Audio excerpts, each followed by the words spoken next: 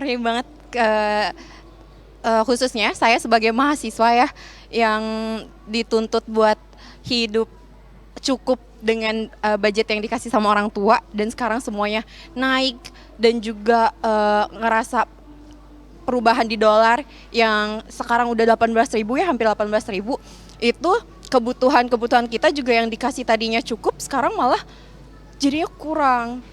Jujur kalau was-was sih pastinya was-was sih Mas. Kalau strateginya sih kayaknya sekarang mulai agak nahan dulu sih buat mau beli sesuatu gitu. Jadi pasti ditahan, disimpan dulu soalnya kita nggak tahu ntar bakal makin naik atau gimana. Atau turunnya kapan juga nggak tahu kan. Apalagi juga rupiah naik tapi kan pendapatan juga nggak ikut naik juga kan Mas. Kalau untuk mempengaruhi secara langsung sih belum ya, tapi mulai berasa efeknya ke kantong aku sih. Cuman saat ini dari dulu sebenarnya aku udah melakukan investasi, jadi itu masih menolong aku sih buat kedepannya. Menurut aku sih buat kalian semua kalau pengen aman untuk kedepannya mulai investasi dari sekarang sebelum nanti makin parah karena yang aku tahu saat ini udah 18.000 ya udah makin naik lagi. Jadi semuanya jangan panik tapi mulai usaha dari diri sendiri masing-masing untuk mulai berinvestasi buat masa depan kalian. Kalau gue dari pribadi sih mungkin kalau sekarang tuh lebih ke kurangin belanja konsumtif itu yang pertama. Mungkin kalau Gen Z ya mungkin ya ngopi-ngopinya kurangin, terus nongkrongnya juga dikurangin. Mungkin self healingnya mungkin kalau misalnya habis gajian nih udah dikurangin aja udah. Terus nabungnya yang mungkin awalnya cuma 30 sampai 40% mungkin pas gajian mungkin bisa setengahnya ya mungkin ya. Cuman pola belanjanya. Terima kasih masih di Ekonomi, kita masih mendengarkan suara dari masyarakat terkait dengan apa yang mereka rasakan di tengah tekanan nilai tukar rupiah yang terus tertekan oleh dolar ini. Ada yang mengatakan mereka nggak lagi nongkrong, nggak lagi nonton bioskop, nggak lagi nonton konser. Nah kira-kira seperti apa kenyataan di lapangan dari para punggawa-punggawa di berbagai sektor ini? Saya langsung ke Bang Joshua. Bang Joshua, tadi kita masih bahas terkait dengan pelemahan rupiah disebabkan oleh apa sebenarnya gitu. Kalau dari pemerintah mengatakan bahwa kondisi tensi di Timur Tengah yang semakin memanas, kemudian juga ada strategi The Fed yang akhirnya membuat dolar larinya ke Amerika Serikat, kemudian juga ada faktor eksternal lain. Apakah memang itu menyebabkan memang nilai rupiah segitu besarnya tertekan, ataukah ada faktor internal yang memang harus kita waspadai sebenarnya? Sebenarnya memang kita cukup sulit ya untuk membedah karena memang pada saat kita melihat rupiah ada banyak faktor tentunya. Tidak bisa dipungkiri faktor eksternal itu memang menjadi salah satu faktor. Ya. Tapi apakah itu mempengaruhi yang utama gitu ya, ataupun the one and the only one? Enggak, jelas. Ya, dan itu nggak bisa kita terus menyalahkan global, ya, karena kalau kita lihat di sisi lainnya, sebagian mata uang Asia pun juga masih tetap menguat terhadap dolar, gitu ya. Dan tadi yang seperti Pak Ajib sampaikan bahwa setelah BI menaikkan suku bunga pun, bahkan 50 basis poin pun juga masih tetap melemah terhadap dolar Amerika Serikat. Dan ini sebenarnya yang juga harus kita address adalah dari sejak awal tahun bahkan sebelum perang sudah ada catatan ataupun warning dari MSCI dan juga sudah ada downgrade outlook rating dari dua lembaga pemeringkat internasional baik itu Moody's dan juga Fitch. Dan ini juga ada perkiraan ataupun ada ekspektasi di mana S&P pun juga ada perkiraan untuk menurunkan juga. Sehingga makanya dan kita perlu mengidentifikasi, menggali lebih dalam lagi. Apa bacaan dari mereka? Bacaan dari mereka adalah dari sisi bagaimana predictability dari kebijakan pemerintah. Dari sisi bagaimana paparan dari kondisi global terhadap fiskal. Terutama dari sisi produktivitas belanja tadi. Karena ruang fiskal makin terbatas. Hal-hal seperti itulah yang mungkin menurut pandangan kami ini belum direspon oleh pemerintah. Termasuk juga misalkan surat cinta dari kadinnya China. Ya kan? Itu kan menjadikan suatu masukan sebenarnya buat pemerintah, tapi bukannya direspon tapi responnya seperti itu, ya. Belum lagi juga dengan beberapa kebijakan yang menjadi surprise sebenarnya, termasuk DHE SDA dan juga memang inisiatif ataupun itikadnya baik. Ya, kita melihat bahwa pasal 33 ayat 4 itu adalah hal yang baik. Tapi komunikasi dari policy itu yang membuat menjadi surprise pada saat Presiden membacakan rencana pembentukan badan ekspor satu pintu tersebut, kita bisa lihat jelas bahwa IHSG terutama saham-saham komoditas ini langsung drop signifikan. Pada saat beliau membacakan pidato di DPR, ya. Dan di samping itu juga kita bisa melihat terkait dengan tadi dengan kebijakan badan ekspor satu pintu ini, sudah ada berita di mana China pun juga akan menunda mengimpor batu bara dari Indonesia. Artinya apa? Kebijakan-kebijakan ini tidak ataupun belum dikomunikasikan dulu kepada industri, kepada pasar, sehingga artinya terjadi kejutan, ya. Karena oleh sebab itulah kebijakan-kebijakan pemerintah yang mungkin dari perspektif pemerintah dirasa baik untuk masyarakat, dirasa baik untuk perekonomian, tapi karena tidak dikomunikasikan dengan baik, ya, ini jadinya dipersepsikan menjadi suatu hal yang negatif. Makanya ini yang harus di-improve ke depannya dalam hal ini pemerintah agar tadi komunikasi ini harus sejalan dan selaras gitu ya. Karena kembali lagi menurut saya pandangan saya adalah kita tidak bisa melulu menyalahkan global, ya, karena pada kenyataannya saat ini pada bulan April Maret itu rupiah masih bisa menguat terhadap rupee India dan juga peso Filipina. Saat ini rupiah adalah mata uang Asia yang paling lemah di Asia, di mana pelemahannya year to date 7% lebih. Dan kita sudah melemah terhadap rupee India dan juga peso Filipina. Ya. Kalau kita bisa bandingkan mengapa kita melemah terhadap ringgit dan juga Singapura dolar, ya jelas berarti kan karena di Malaysia dan di Singapura tidak ada kegaduhan ataupun tidak ada isu-isu terkait dengan kebijakan-kebijakan yang mengejutkan pasar. Tidak ada kebijakan yang mengejutkan pelaku industri. Sehingga itulah yang membedakan dan semestinya itu menjadi refleksi bagi pemerintah. Sehingga harapannya itu harusnya bisa di-solve oleh pemerintah dalam waktu dekat ini sehingga bisa memboost sentimen positif di pasar keuangan. Tapi kalau melihat kondisi saat ini, di mana kita tidak mendengar, melihat, ataupun juga mungkin memperhatikan adanya riak-riak how to solve those problems, menurut Anda distrust dari investor global akan semakin besar dan capital outflow akan juga semakin? Nah, makanya ini juga satu hal yang mungkin data yang harus dibaca juga oleh pemerintah, di mana kalau kita membaca neraca pembayaran Indonesia, ya, normatifnya adalah kita itu mengalami defisit current account. Tadi sekalipun tadi kata Pak Ajib 72 bulan kita surplus neraca perdagangan kita yang dirilis oleh BPS, tapi current account kita itu selalu defisit. Ya, setelah kita keluar dari OPEC dan juga dan ini harus ditutupi dengan surplus dari sisi financial account, neraca keuangan. Neraca keuangan itu adalah datangnya dari portfolio investment di pasar modal dan juga foreign direct investment.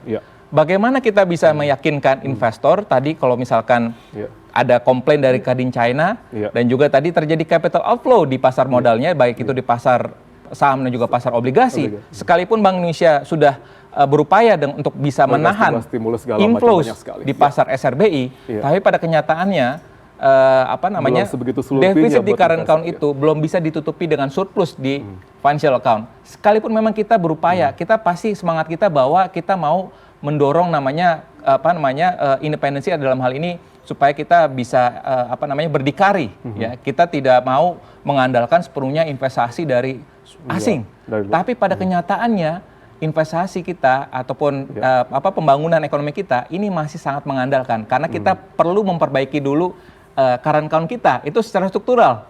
Kalau misalkan pemerintah sudah memperbaiki struktural current account kita sudah surplus seperti Singapura dan Malaysia, nah barulah kita bisa menutup mata investasi dari asing. Tapi selama current account kita masih defisit, jangan berharap kita bisa menutup mata dari investasi asing. Kita akan kira strukturnya akan seperti apa, namun saya akan langsung ke Pak Alfonsus. Pak Alfonsus, terlepas tadi bagaimana struktur di dalamnya, di internal kita, tadi yang cukup menarik disampaikan oleh teman-teman kita di luar sana terkait dengan apa yang mereka rasakan dengan adanya tekanan rupiah saat ini, terutama di sektor real gitu ya, di retail.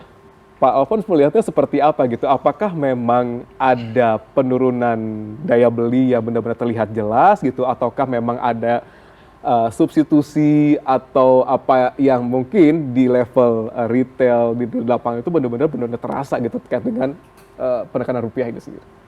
Ya, saya kira faktor daya beli masyarakat kan memang masih belum normal, belum pulih normal itu kan. Jadi saya kira apalagi di saat seperti sekarang ini begitu. Tetapi memang berdasarkan data kami, kunjungan ke pusat perbelanjaan relatif masih stabil. Sebetulnya masih stabil. Ya karena kenapa? Karena salah satunya orang Indonesia itu senang kumpul sebetulnya. Tetapi yang terjadi adalah tren belanjanya berubah. Jadi datang doang tapi nggak belanja gitu. Pola belanjanya berubah. Ada yang seperti itu, ya, yang istilahnya tadi itu apa, rojali, rohani dan sebagainya. Tetapi ada juga memang mereka tetap belanja, tetapi membeli produk ataupun barang yang unit price-nya jadi lebih murah begitu. Jadi kalau tadi misalkan minum kopi yang mahal, sekarang minum kopi yang lebih murah begitu. Jadi saya kira itu yang terjadi sekarang ini. Jadi kalau kita lihat pusat-pusat perbelanjaan masih tetap ada kunjungan, masih tetap stabil tingkat kunjungannya begitu, relatif stabil. Bahkan ada beberapa pusat perbelanjaan justru yang juga meningkat juga begitu ya. Tetapi kembali lagi yang terjadi adalah pola belanjanya begitu. Pola belanjanya itu yang berubah. Dan para peritel, kami kan berusaha untuk bisa menahan harga jual di tengah tekanan-tekanan, kenaikan-kenaikan biaya-biaya operasional dan segala macam gitu. Kami menaikkan harga itu adalah langkah terakhir begitu. Kami upayakan supaya jangan di tengah daya beli masyarakat yang masih bermasalah. Kita harus jaga harga jangan sampai naik begitu. Saya kira itu yang harus dilakukan oleh teman-teman peritel begitu ya. Jadi saya kira kondisi ini, tapi kan kita tidak tahu seberapa lama kondisi ini akan terjadi, seberapa tahan begitu. Kami mempertahankan harga jual supaya tidak naik begitu. Seperti yang tadi saya sampaikan di awal, harga energi naik terus, harga CNG gas hampir tiap bulan naik gitu kan. Tetapi di satu sisi penjualan tidak bisa naik begitu.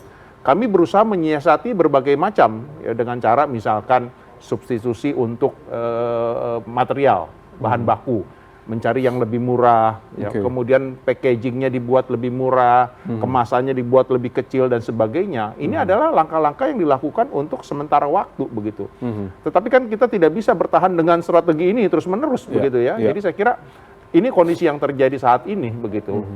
Yang bisa kami lakukan saat ini di tengah low season yang panjang tadi dan tekanan yang cukup berat ini begitu, kami berusaha memperpendek begitu, seakan-akan dalam tanda kutip memperpendek low season yang panjang ini dengan berbagai macam program-program belanja dan sebagainya.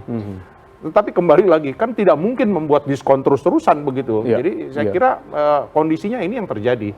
Jadi memang masyarakat tetap datang ke pusat perbelanjaan, tetapi pola belanjanya yang berubah. Pola belanjanya yang berubah. Gitu. Kalau kita melihat situasi di retail sendiri, produk-produk yang mungkin dulu banyak dicari bisa dibeli, sekarang cukup sulit terkait misalnya bahan baku ataupun yang lainnya. Apa yang kira-kira mulai terlihat terjadi penurunan konsumen untuk membeli di sana? Ya, saya kira kategori yang paling tertekan saat ini adalah tentunya adalah fashion, apparel begitu ya, yang banyak bahan baku dari luar begitu ya, masih mengandalkan impor bahan baku. Jadi saya kira itu yang masih dalam kondisi tertekan terus begitu. Kalau makanan minuman, saya kira relatif lebih mudah mencari substitusi bahan bakunya begitu ya. Kalau kita lihat sektor entertainment, hiburan, saya kira jauh lebih mudah juga mengatasinya karena kurang tergantung dengan impor begitu kan. Mereka lebih banyak mengandalkan tentunya dari sourcing dalam negeri begitu. Jadi saya kira kategori-kategori itu yang saya kira akan tetap bertahan ya. Makanan, minuman, hiburan begitu, itu saya kira tetap bertahan. Tetapi aparel, baju, busana, itu fashion, itu yang menurut saya akan sangat sulit menghadapi situasi seperti ini begitu. Di satu sisi memang ada sisi positif. Dengan nilai tukar yang meningkat, barang Indonesia, harga-harga produk Indonesia menjadi lebih murah, produk-produk dalam negeri. Itu yang kita lihat terakhir, beberapa waktu terakhir banyak sekali kunjungan-kunjungan dari wisatawan luar negeri untuk berbelanja di Indonesia, karena harganya jadi murah begitu.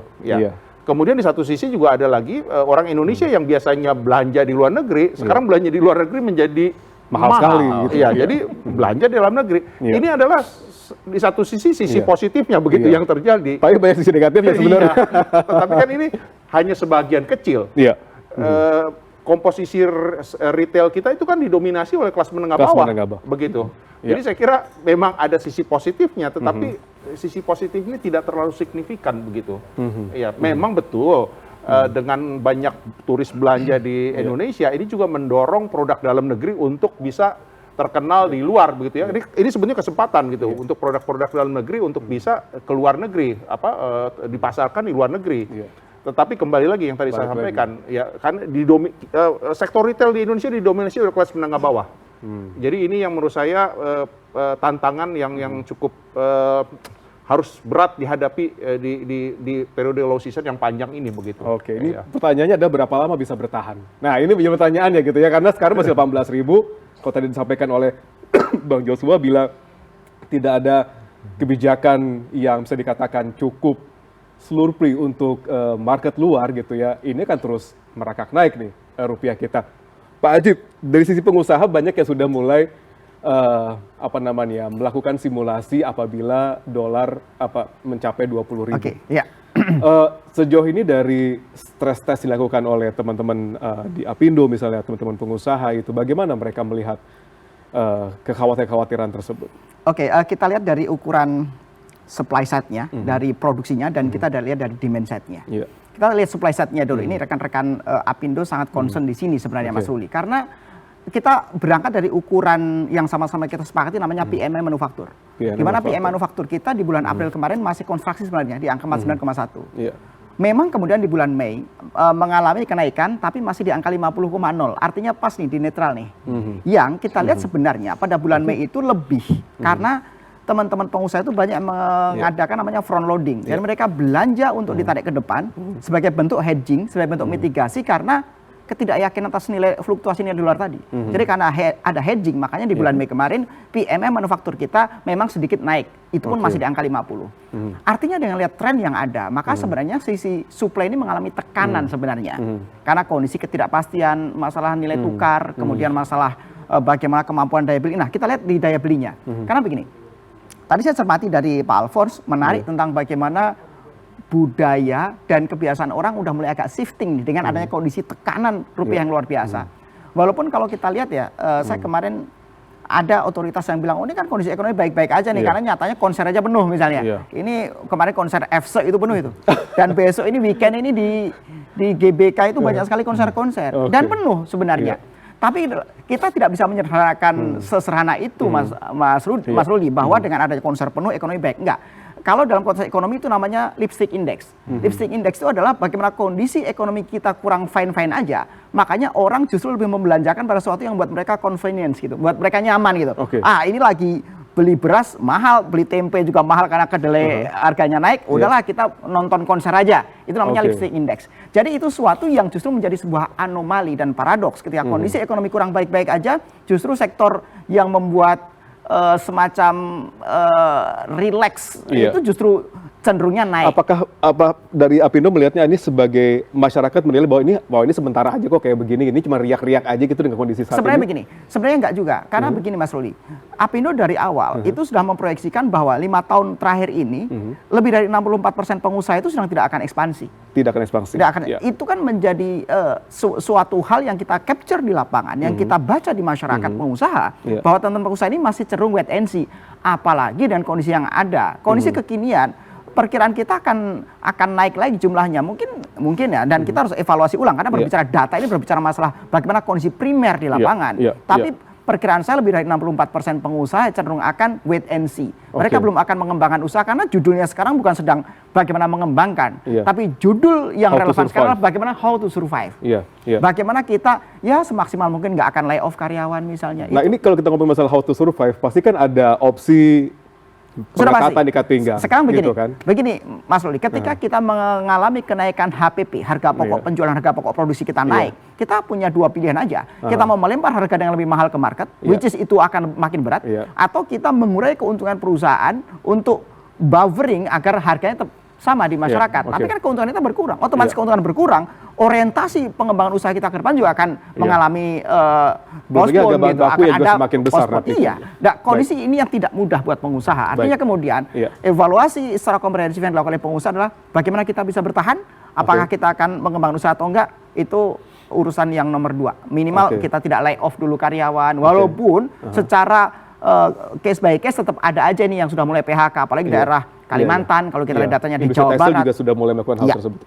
Kira-kira begitu. Artinya begini, dunia usaha sangat concern tentang bagaimana kita bisa bertahan dalam kondisi yang tidak baik. Tapi kalau ditanya seberapa mampu kita bertahan, ya kita akan semaksimal mungkin. Tapi melihat ini sebagai temporary shock atau systematic shock yang dirasakan oleh pengusaha? Gini, kalau kita melihat keyakinan pemerintah, karena kenapa saya selalu mengkonsider pada pemerintah? Karena dunia usaha itu tidak bisa berjalan alamiah, Mas Roni. Kita akan mendesain arah ekonomi dan bisnis kita sesuai dengan regulasi pemerintah. Kalau kita lihat confident level pemerintah kan cukup tinggi nih. Dengan adanya kerang ekonomi makro, dibilang bahwa potensi inflasi kita hanya di angka 2,5%. Kita masih punya devisa ekspor yang masih bisa kita jaga segala macam. Jadi masih dibikin aman ya? Confident level pemerintah ini kan tinggi. Saya langsung ke Mas Joshua. Mas Joshua, ini apakah memang masih dalam level aman kita gitu ya? Ini kan balik lagi masalah temporary shock, systematic shock gitu. Karena menjadi suatu yang menjadi panduan daripada pengusaha, bisnis retail, masyarakat secara nation. Anda melihatnya seperti apa gitu? Apakah memang kita memang dibikin ini hanya begini saja kok, tenang saja gitu. Kita akan menyiapkan banyak sekali bantalan-bantalan. Ataukah memang kita udah harus berpikir kerangkanya bahwa ini akan menjadi lebih besar ke depannya apabila memang tidak ada sesuatu yang bisa dilakukan gitu. Dari kacamata makro akan seperti apa kira-kira? Jangan dijawab dulu. Sesaat lagi kita akan bahas kira-kira temporary shock ataukah systematic shock yang terjadi saat ini. Tetap di Ekonomi.